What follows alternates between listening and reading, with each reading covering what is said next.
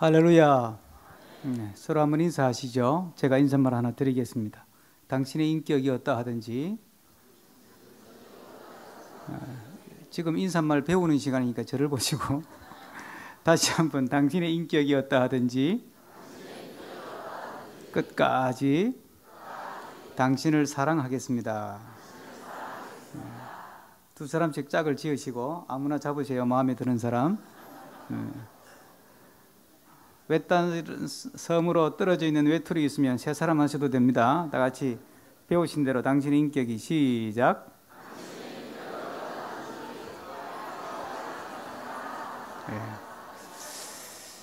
감 잡으신 것 같아요. 제가 어떤 교회 가서 강의하면서 인사 좀 하시자 그러면 조금 분위기 험악한 교회는 당신의 인격이 어떠하든지 끝까지는 살짝 넘어가고 사랑하겠습니다. 그렇게 끝나는데 분위기 좋은 교회는 가면 당신의 인격이 어떠하든지 끝까지 당신을 사랑하겠습니다. 그렇게 인사를 하더라고요. 다시 한번 해볼까요? 자, 짝을 한번 바꾸셔가지고 다 같이 당신의 인격이 시작.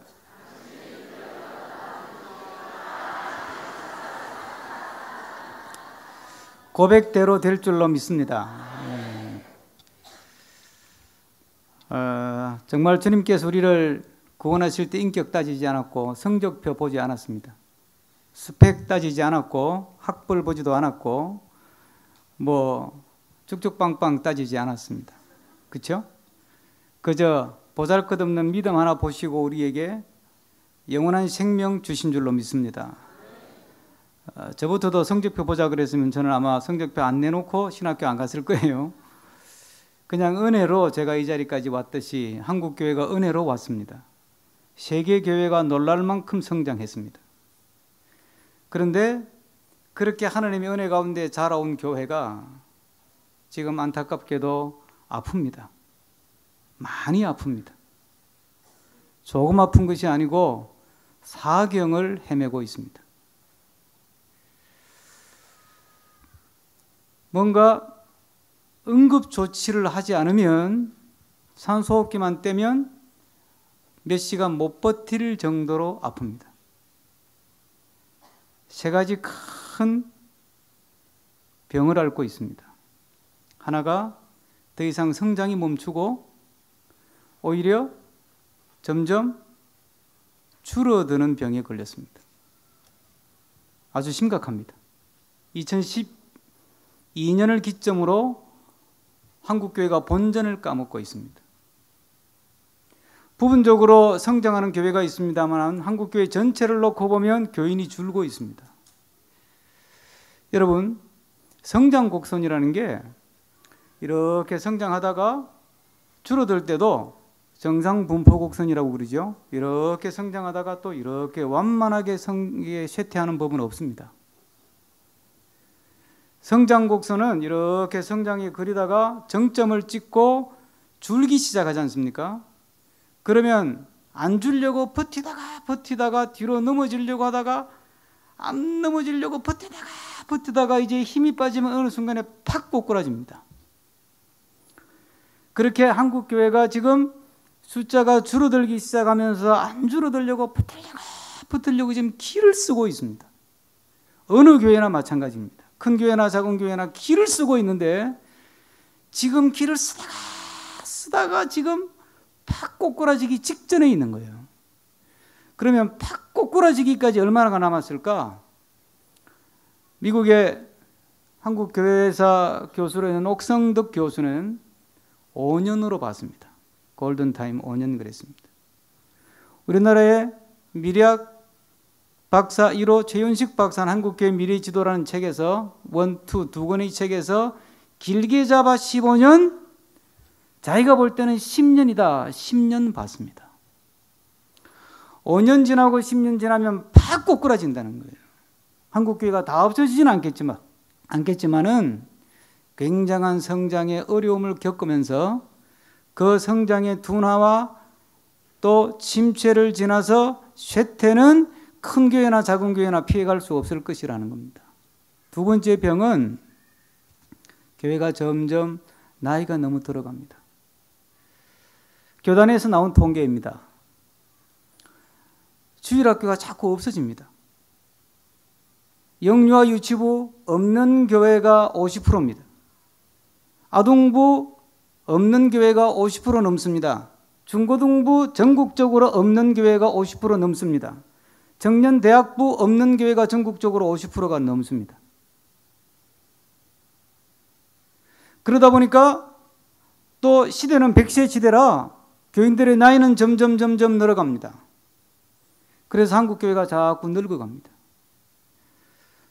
경북의 어느 지역에 있는 교회 재직 세미나 요청을 받아서 갔었는데 깜짝 놀랐습니다. 재직이 270명인데 65세 이상이 230명입니다.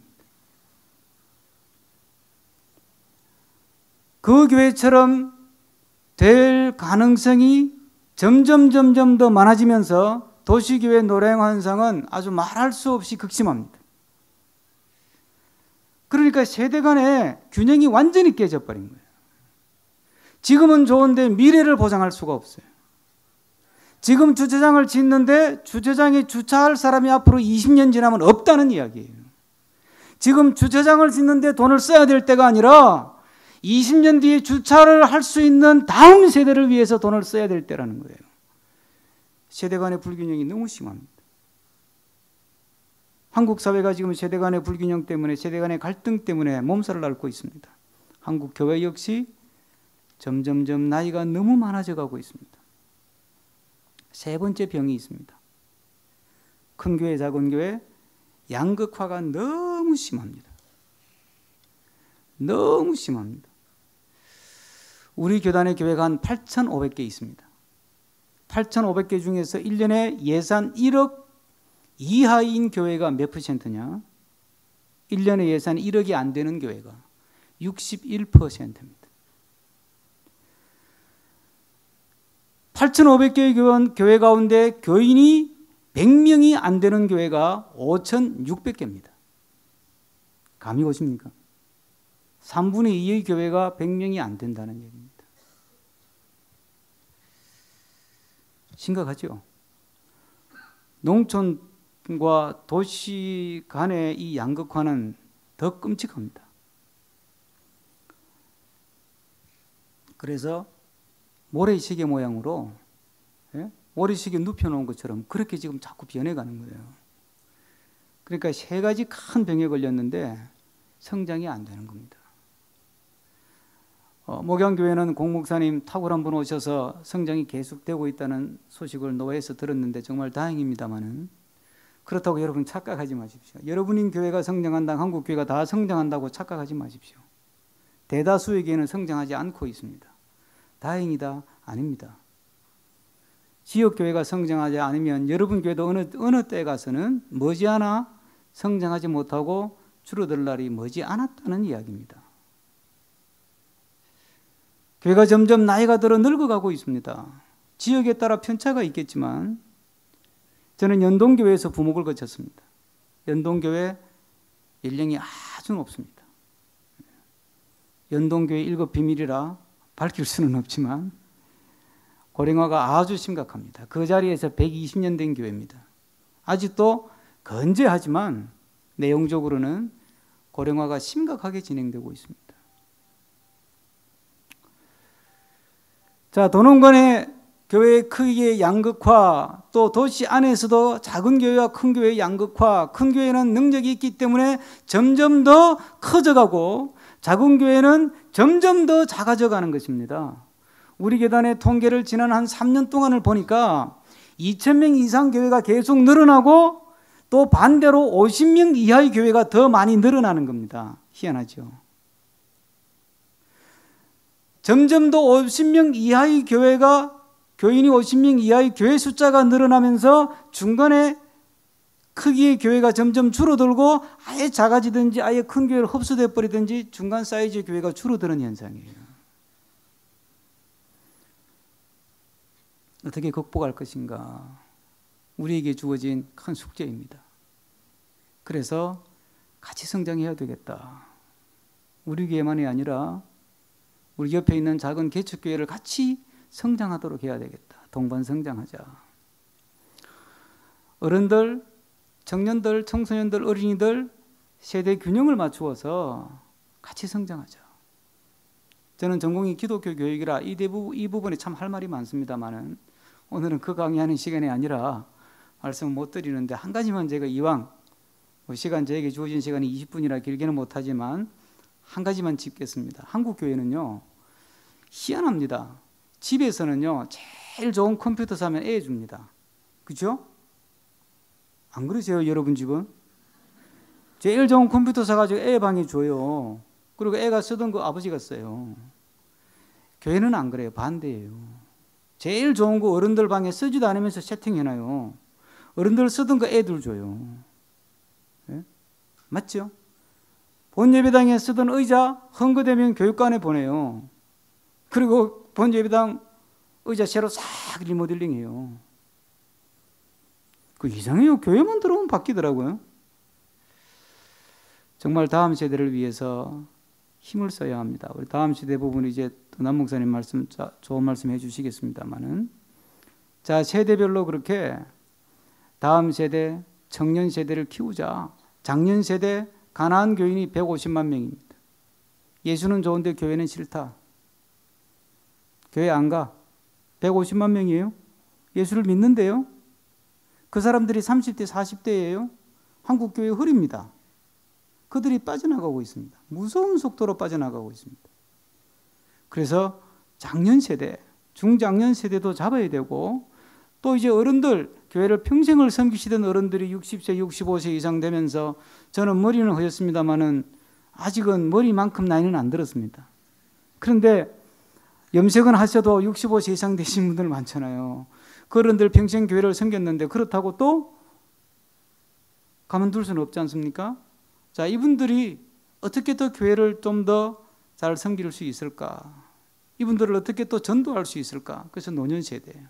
그리고 전체를 아우러가는 영성 지도자 분과 이렇게 5개의 분과로 만들어서 성장 운동을 지금 펼쳐가고 있습니다.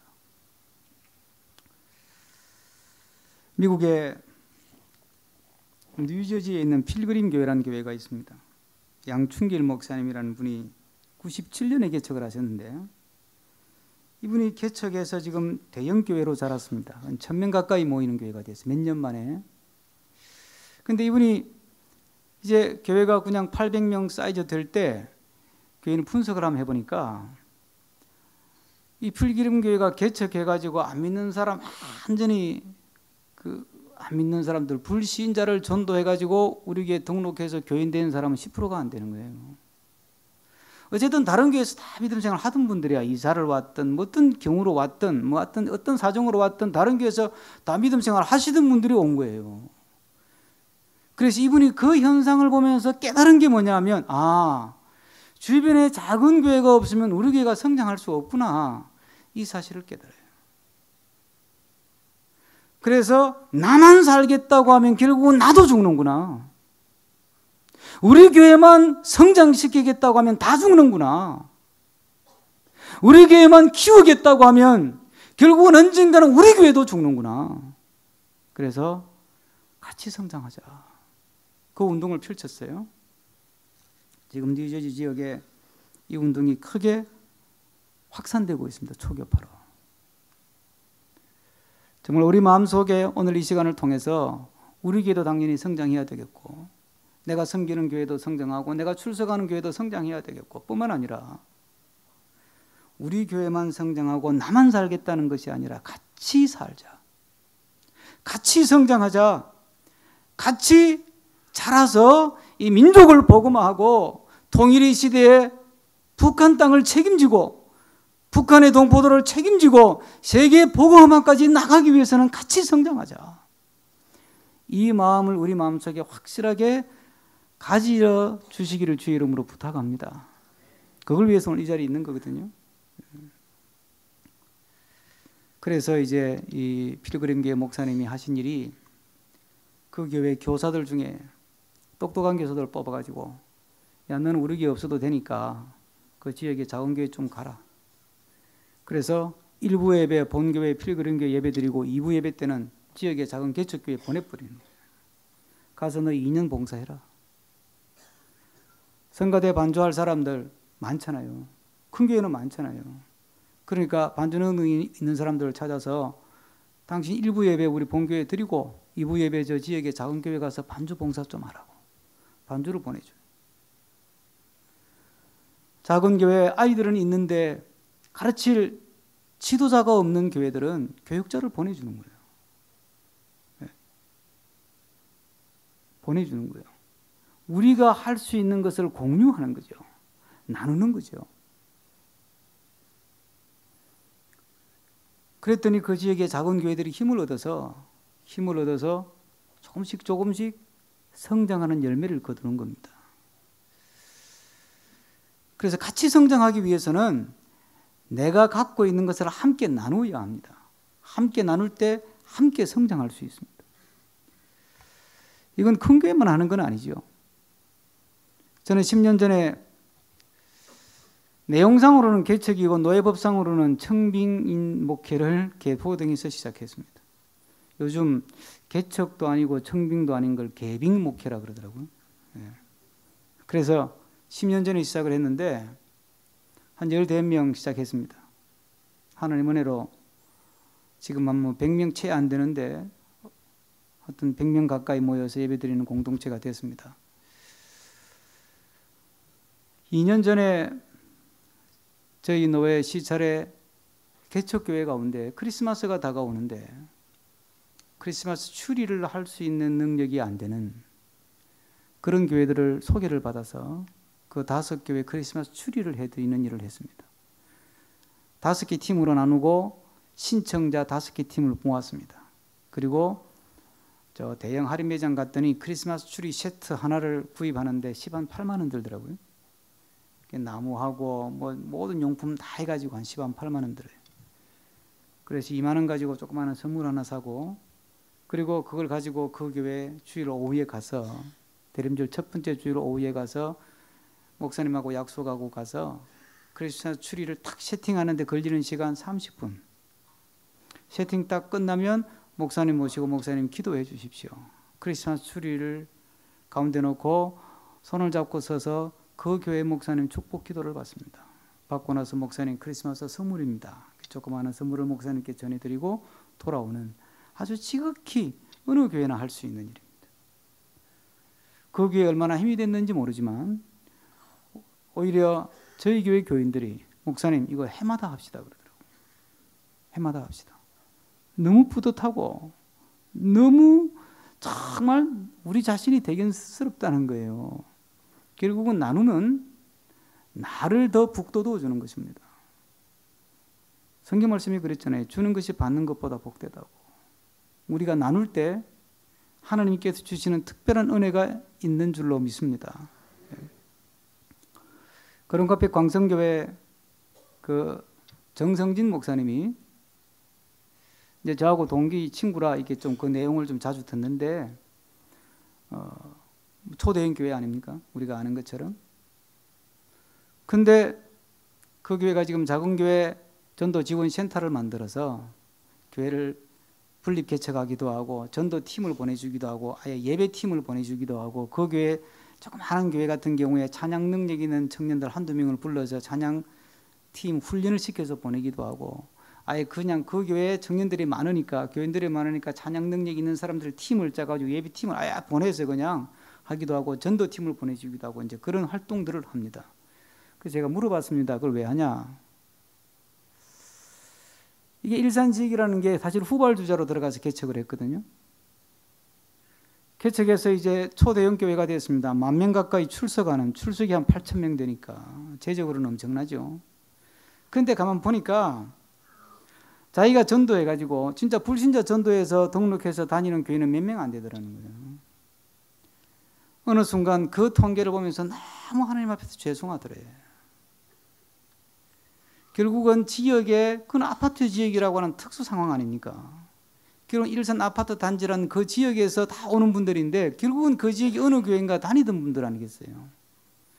여러 가지 연유와 사정이 있어서 부득이하게 옮긴 분들이시겠지만 그 생각을 하면서 이거 하나님 앞에 너무 죄송하더라는 거예요.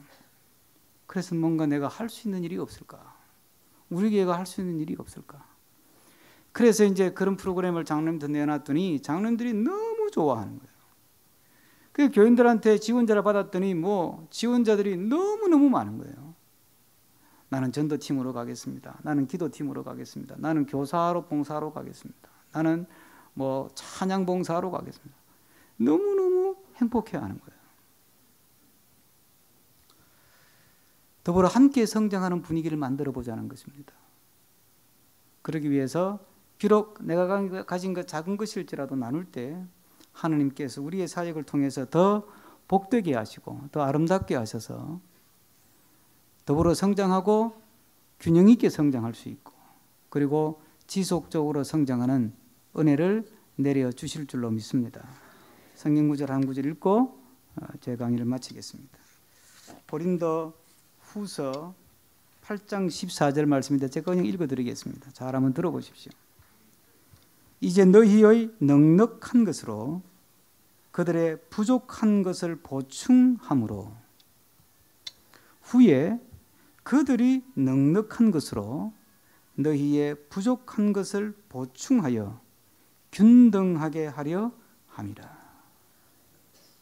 이 말씀대로 되는 역사가 우리 평북노회 안에 또 우리 동부시찰 안에 아름답게 일어나기를 소망합니다. 감사합니다.